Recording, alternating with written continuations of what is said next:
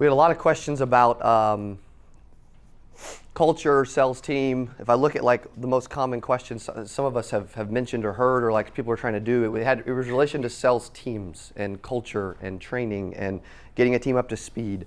So I just want to walk through what we do at our office with both of our sales teams really quick, and just so you can see kind of the processes. So we have some of those, like you was talking about yesterday, we have some of those, and Malang was talking about too, some of those systems and processes now, but we didn't always know what those were. And so now in our office, and I realize it's a little different on the Secure Insurance Group side, obviously hiring agents, on our side hiring someone to either be on our marketing sales team or our training sales team. But what we do is we have an initial interview, which is conducted by Andy. Okay.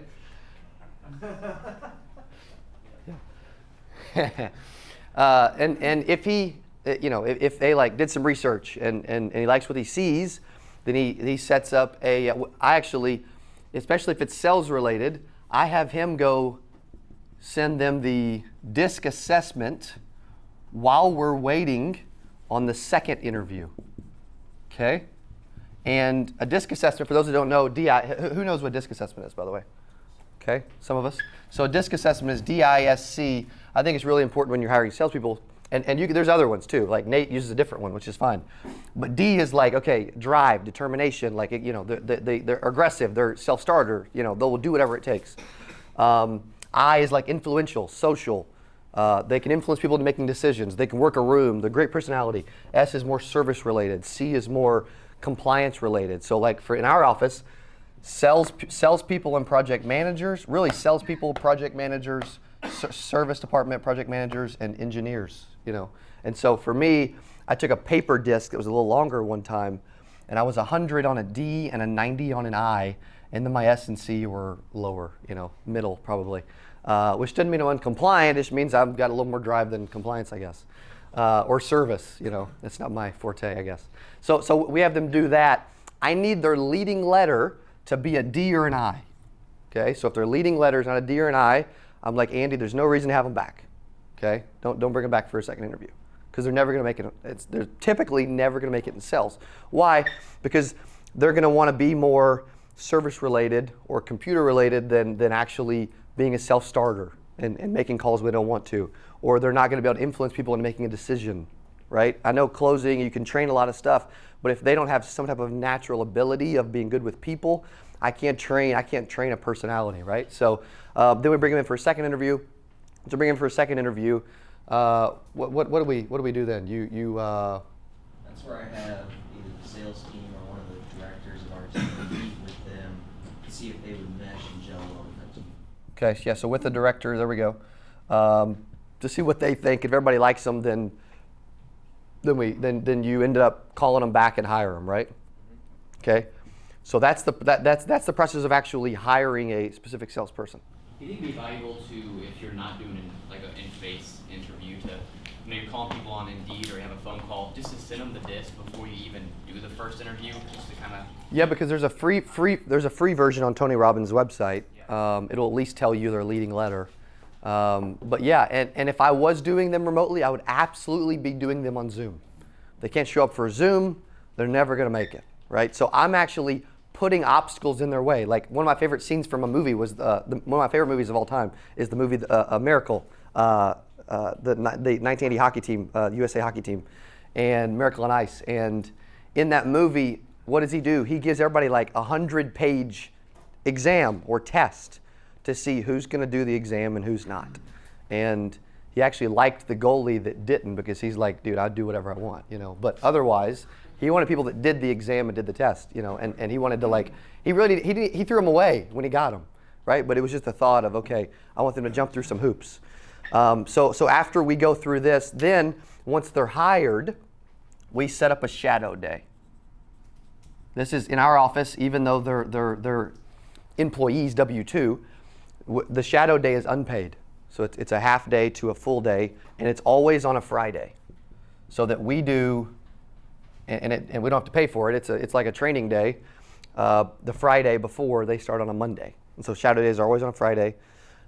finish the week. They're able to go over the weekend and learn some more, and then they're ready to be back in on Monday and continue to improve. Okay, so when we do a shadow day, we have them do a lot of stuff, dude. What all do they do? Coming in the morning, and they're really just a part of everything that our team does, trainings, meetings, meeting the team. Then we take them through our video library about our company. It explains who everybody is, who they need to go to for certain things, what they're selling, what the company's about. And then what they do is they go through several different stations where they'll get with one of our team leads. They will go over the script. They will role play the script. They will listen to different calls during that day. So like recordings? Recordings, whether it's a lead call, whether it's a marketing call.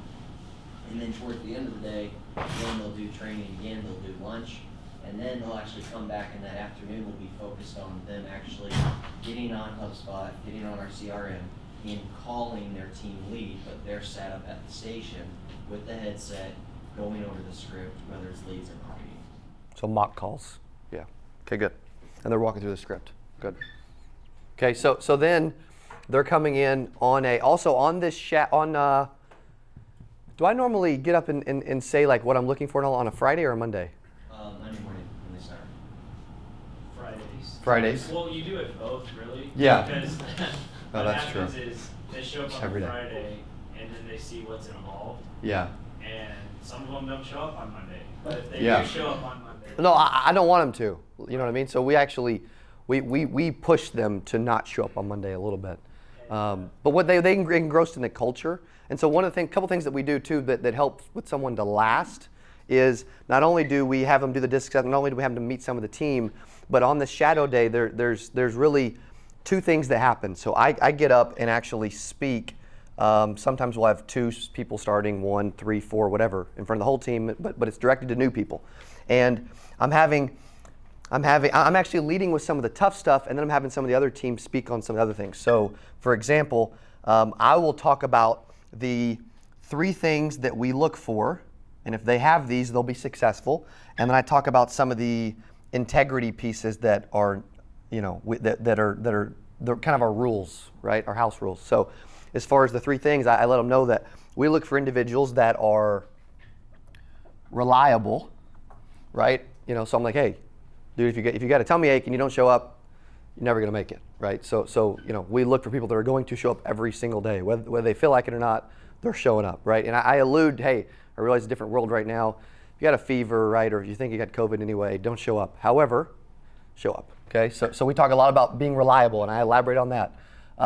Then we talk about, because I want to set that stage from the beginning, and they don't see us miss work, you know what I mean? So I expect them to show up. Like Derek and Tucker, you can ask them, and if they're, they don't show up, I'm FaceTiming Derek at freaking 8:30. Like, dude, are you dying? You on your way? Like, what's up? The second thing I talk about is being coachable. So I let them know. I'm like, hey, how much experience do you have? And so the guy the other day is like, dude, I've been selling for 15 years. I ran a department and all that. And I'm like, dude, you probably won't make it here. He's like, why? I'm like, because we do things my way. And if you don't listen and do what I say, my way works. Your current way, I promise you won't. And if you don't listen, I'm gonna get rid of you. So, this way works. We do things well. I'm like, hey, dude, Mike made 15 grand last month.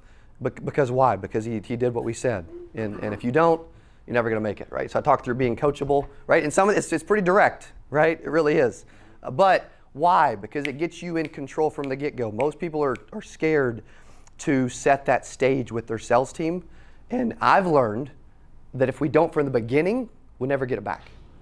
and to that point, if we're not direct right up front, we get so frustrated a day and a half later because we've wasted our time.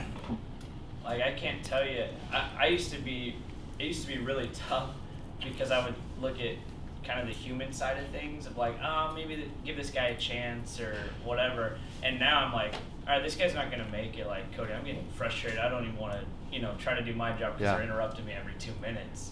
But if we're not as direct as possible with that coachable aspect, then it hurts us literally 36 hours later because the people suck. Yeah, so now the rest of the team is coming to me like, hey, I think you should get rid of this guy. I'm not even having to do it. Like that's the kind of culture environment we have. The third one I talk through is work ethic. And I tell them, hey, if you can't like put in the dials and focus and really put in the work, it won't work, because these are the three things that we need for people that we know if you follow them, you'll be successful, right? And if you won't be successful. And if you're not making money, you don't want to be here anyway. So we talk through these. And then we move on to the integrity pieces. Some of the things that I always say, hey, there's no negativity allowed in our office. We have some signs. I think you may have saw some of them through the office. No negativity allowed. Derek probably put some of those up. I tell them, hey, no drama, no negativity. You're whining. You're coming in, complaining about your dog. Nobody cares. Okay, so we X-nay that pretty quick. And it can fester in a sales room. I think that stuff can grow. And before you know it, it's like everybody's freaking whining. And we've had that, I would say, a year and a half ago. I would say 1 year ago, because I think I took back over my sales team about 1 year ago. I was not proud of my sales team. And Landon and I were having some trouble with the sales team. And I said, hey, I'm taking it back over. And because wasn't really leadership, we're letting them do their own thing. And when you leave salespeople to their own devices, they do whatever the freak they want, and they don't do what you want them to do. I can promise you that. So we took it back over, and it's really changed. The other thing I talk through is no lying. I let them know from the get-go, like if I ever catch you lying, period, you're immediately let go. We won't talk about it. I don't care what you said. I don't care why you lied. We're not put up with it. I'm like, I was raised better than that, and it's not going to happen. Okay. And then the third piece is no cursing. That's a tough one in a sales environment, in a sales room, but it's you don't hear me curse, and I don't want to hear you curse. So yeah, does it slip every once in a while? But when they do, they catch it, or they're like, Cody, I apologize, it won't happen again. It's a thing, and it's a good thing, because like when you guys were walking through the freaking office yesterday, who wants to hear my sales team throwing around freaking F-bombs all day? Like nobody does, So we talk through these things. Then I have them stand up and introduce themselves, which can be a little intimidating when you're a newbie coming into a room of 19 salespeople and you got to introduce yourself and speak up and tell us where you're from and all that. That can be a little intimidating. So we set the tone there. And then I have the most senior sales reps, like a Derek, jump up and kind of tell their story of how they were working at Hudson Hawk down the street and booking haircuts and now making $8 an hour, and now they're going to make six figures, and they talk through like why they love being here. And I don't have to make it up. Like, they wouldn't stay with me in Atlanta if they didn't, you know what I mean? So, so we set the stage, but then I finish it with positive so that they can feel how amazing that opportunity it really, really is deep down, and how their life can and will change if they just do what we say and stick to this. And then as far as daily stuff that we do, every single day we have an entire team meeting at 8:30 a.m. Now we do it outside, from 8:40 to 9, and 1:30 to 1:50 are both sales meetings, sales trainings every single day, right? So in those daily sales trainings, we are watching sales training videos. So for example, I have a new CA sales system with 400 modules and quizzes for insurance sales teams. And then outside of the CA sales system, we're doing some role playing, because I don't want them jumping on the phones first call and sucking, right? Nobody wants that. Because it could be a great opportunity and they can make a lot of money and then they blow it, right? Then we're doing some type of energy activity. I'm a big believer in a sales room, the energy's everything. So jumping jacks, push-ups, something twice a day. And it's maybe it's like a military boot camp, but it's fun, the energy's great, and people love it, and they're getting more in shape. They're running half marathons with me now. And then the last thing is they do some type of 1, 2, 3 team sales, the Ric Flair woo. I mean they do all kind of stuff. I don't know, but they have fun with it. So we do all that twice a day, and that's it. And what it really builds is a culture of, like, we could have 50 salespeople, and this is the model that works, and it creates consistency, it creates control. Most sales teams don't have discipline, and being around Cardone and at his office and getting a tour of that place and being at conferences, different stuff, and taking it from watching people on YouTube and stuff, you start to take ideas like Lustig said yesterday. And for me, you start to learn what works. Like I made 1,000 mistakes over the last 3 years with salespeople, and you start to learn, what works. I look like John Madden with a whiteboard. It's just all over the place. But we do have a bunch of speakers who want to get moving. But any questions on any of that? Hey, if you enjoyed this, I got another one you're gonna love. It's right there. Click on it. See you in there. 7 things, right? First one, you have to be phenomenal at building relationships with people. Who believes that they are already really good at this? Who believes that they're average at this? They're just okay.